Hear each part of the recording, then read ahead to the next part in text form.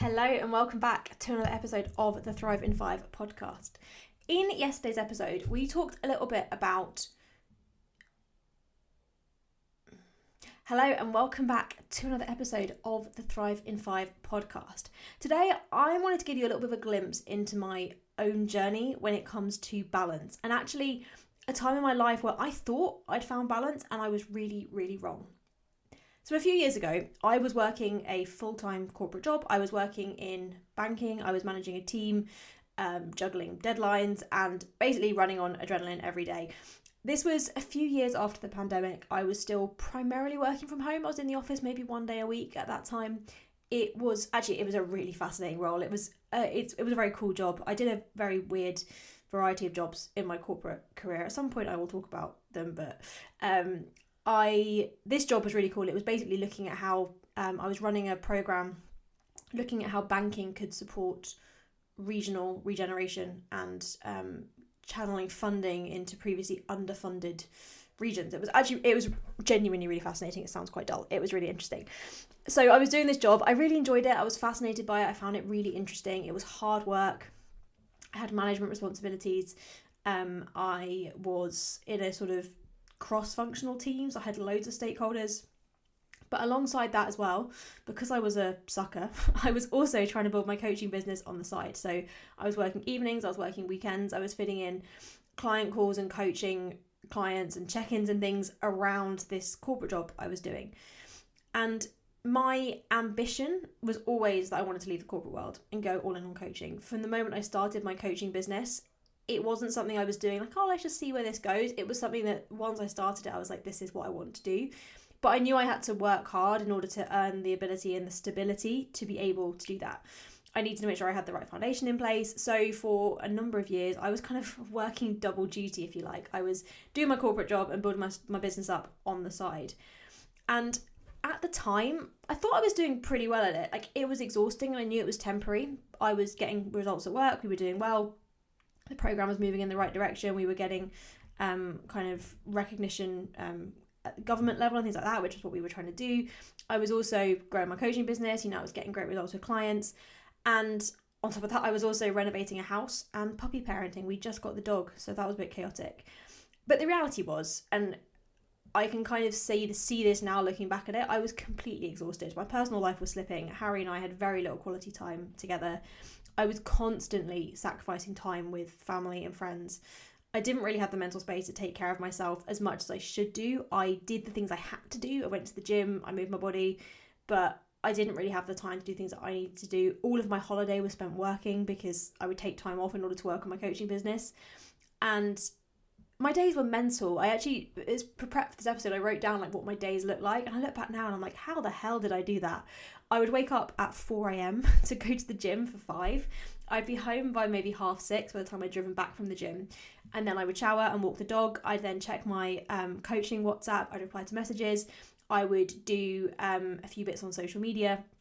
I'd have my breakfast while at my desk, and I'd then log on and start my corporate job at about 8:15.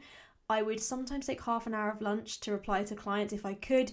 Often I was replying to clients like between Teams calls with my corporate job. I was doing my corporate job till 6:30 most nights. I'd then literally swap laptops and start doing coaching work. I'd have calls, Zoom calls, things like that, programming until like 10:30. And then I'd go to bed, then I'd start all over again. There was nothing else in my day beyond just work. I didn't even cook dinner at the time. I literally was relying on like ready meals or my boyfriend cooking or my mum cooking for me. Even like my weekends, I'd spend most of my weekends doing like full 10-hour days. I very rarely took a weekend off. It was mental. And I eventually reached a point after a couple of years of doing this where I realised I could step away from the corporate job. I could go full time on coaching. I could do that. It was terrifying. I actually have a video of me sending the email. I filmed myself sending the email, like how my notice in, and you can see in my face, I'm like, oh fuck, what have I done? But no, it was really exciting. And at first, it was the most amazing feeling. Like the day that I gave my laptop back and like logged off for the last time was this like goosebumps moment. I actually went on holiday. I went away to see my sister in Singapore literally like the day after I quit my job. I left my job and it was, I had all this free time. I could set my own schedule. I felt like I had all this space to grow my business and focus on what mattered to me. And I remember coming back from Singapore and I was just buzzing. Like I was like, oh my God, this is going to be incredible. But in reality, I went from being so busy to having so much time, and I did not handle it very well. I did not find balance that I thought I would have.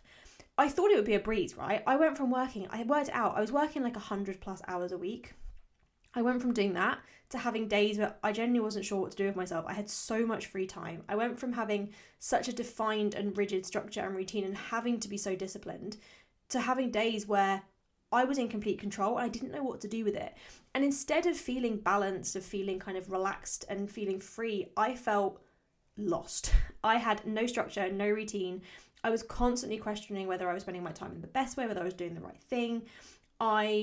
Without having the constant pressure of work deadlines and commitments and knowing that I had to tick off a certain amount of hours, I had to find a new way to structure my time, and I had no idea where to start. I swung from one extreme to the other. I went from being overwhelmed and constantly busy to being overwhelmed by how much time I had. I had no clear direction for how to use all the time that I had. I spent so much time in front of my laptop. I was working probably the same amount of hours, but just not doing anything because I felt like now I have all this time, I should be doing more. I should be being more productive. And I just wasn't. I thought that having more time would give me more balance. And it was a mistake that I made the whole way through my corporate career, thinking if I just had more time, then it would be easier. I need 4,000 hours in a day. And suddenly I got to this place where I had so much time and I didn't have balance at all. Because what I realised eventually, after a lot of sort of stress, is that true balance is about creating a structure in a way that allows for you to do work and spend time on your personal life. It's about being mindful about what you choose to prioritize each week and giving yourself the freedom to adjust when life gets in the way. Because even now, when I have a lot more control of my diary, life still happens. I still have stuff that comes up. My diary shifts. I end up having to take the dog to the vets, or I end up having like my diary suddenly filling up with calls because clients want to chat. Like it never goes quite the way I expect it to.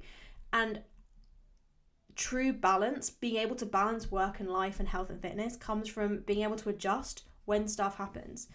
What helped me move away from that overwhelm feeling to balance was realizing that balance actually had very little to do with how much time I had on my hands and everything to do with how I was using that time.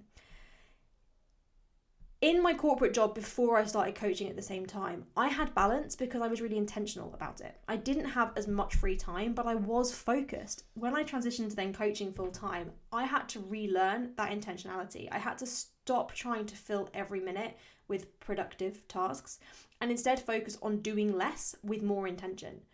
So I started asking myself what success looked like for me. It's a question that I ask in my coaching all the time, and we'll delve into that a little bit tomorrow. What does success look like? And that allowed me to focus on my priorities for the week. It allowed me to manage my time around that. It wasn't about trying to fit everything in, but about being intentional with the time that I had. And the more I did that, the less anxious and out of control I felt. And what I also realized is that balance, and I said this yesterday, balance isn't about perfection. I had to stop expecting myself to be on top of everything because I'm a human being. And I say this to clients all the time. You are human. You are not a robot. There are some weeks where, I nail it. I get all my workouts done. I eat my healthy meals. I manage my work really well. I come out at the end of the week and I'm like, oh, wow, I was on fire. And there are other weeks where I get thrown a bit off track, and that's okay. So what I started to do eventually to kind of reclaim some balance was actually building flexibility into my schedule. Rather than trying to have a super rigid routine, I started seeing balance as a sort of dynamic process. That sounds so naff and cheesy, but something that I can adapt and I can flex depending on what's happening in my life without feeling bad about having to do that. If something doesn't go as planned, I don't beat myself up. I just recalibrate, I shift, I figure out what the next priority is. I'll admit, I'm not perfect at this. I'm still learning because I'm a human being and we're always learning and we're always evolving. But by recognizing that balance isn't about trying to be perfect, by letting go of the perfectionism a little bit, it's still a part of me, but by letting that go a little bit, it allowed me to prioritize the things that actually matter, adjusting when life happens and giving myself the grace to make mistakes without feeling like I failed. It was a very weird time for me, I'll be honest, that transition away from my corporate job, and it feels like a long time ago now. But it was challenging and it taught me a lot, and it's something I've taken into my coaching to support clients with finding balance and understanding how to reclaim some balance when life changes, or when just, you haven't quite got it right at the moment. So in the next episode, I'm going to delve into a really practical coaching system that I use in the TFP to help keep clients focused on what really matters each week. And we're going to help you implement it in your life. We're going to do a little bit of one-on-one coaching. So stay tuned for that. I will catch you next time.